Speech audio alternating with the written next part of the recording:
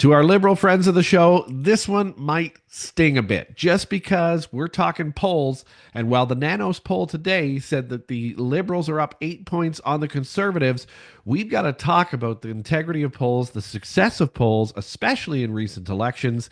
And we're going to cover all that today. So don't get out there and destroy signs like you've been doing lawn signs, road signs, intersection signs. I don't know what's going on there, libs, but maybe just stop. But first, I want to thank you very much for subscribing to this channel, for liking it, for commenting. I'm trying my best to reply to all of your comments because I really appreciate you taking the time. So it's only incumbent on me to take the time to respond to you. If you haven't subscribed, please do. If you haven't hit a like and you do like this video, please do. And all of it helps. All of it helps to grow the audience. So thank you very much. Okay, let's get started. This is a big one. This is a big one because the Nanos poll today on all the news networks is saying that the liberals are up another, well, they're still up 8 points, basically, over the conservatives. Now, that data ended on April 1st, so we don't have anything in the last couple of days. Some of that Paul Chang stuff probably hasn't hit those polls yet, but we'll start to see that shortly. But either way, I'm not concerned about polls. Are you?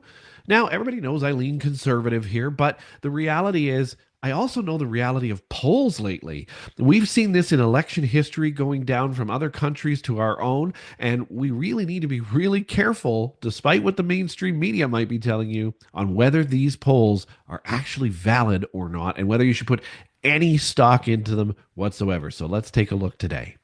All right, so I'm going to say what no one in the media wants to say out loud about these polls. Stop trusting political polls. They're not real. They're just not. They're not accurate. And they sure as hell don't tell you what's actually happening on the ground. We'll give you some examples today on how that is happening. So today, obviously, I mentioned already that the Nanos Research dropped a poll saying that the liberals are leading the conservatives by 8 points. Sounds pretty convincing, doesn't it, liberals? Right?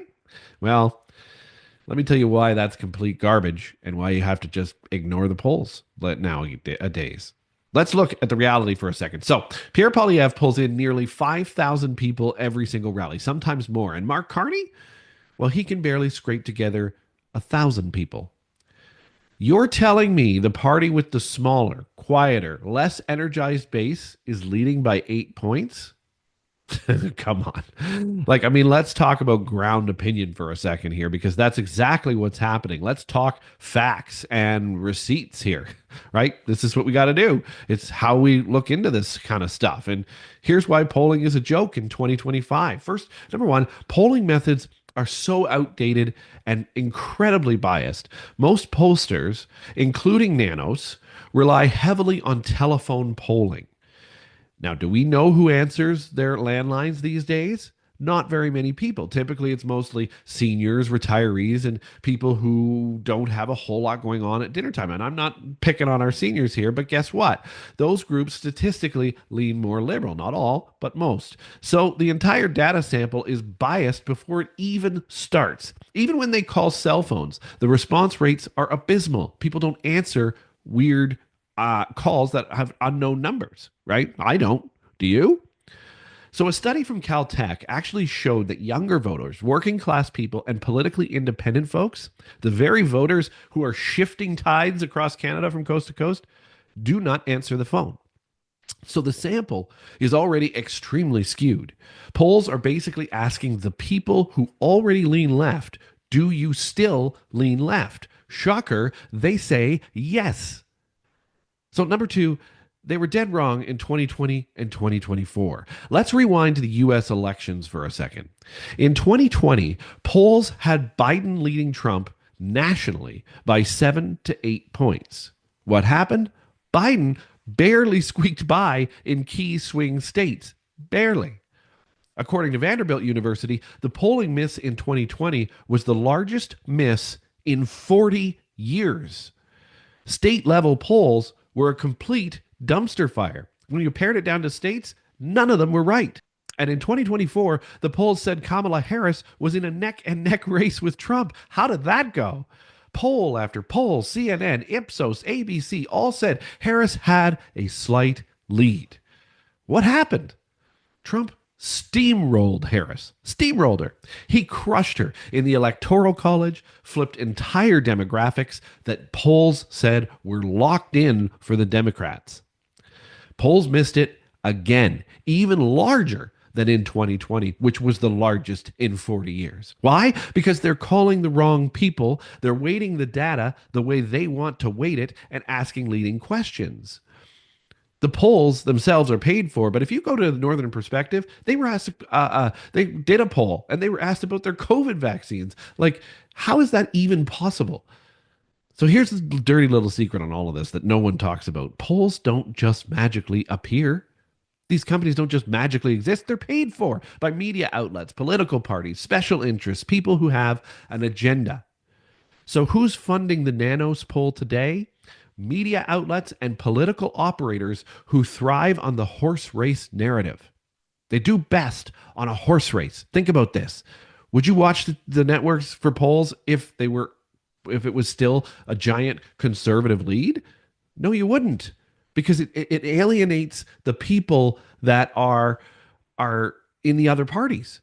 It alienates the liberals if the conservatives are winning huge. It alienates the conservatives if the liberals are winning huge. But if there's an 8-point difference, sometimes it goes to 12, sometimes it drops to 5. It's a horse race. Keep checking the news, keep looking in, keep watching, because if you keep watching, that poll's going to change again and you're going to love it, and this is going to get ratings, and then our advertisers are going to be happy and the pollsters are happy, and we continue to pay the pollsters for this result because of it.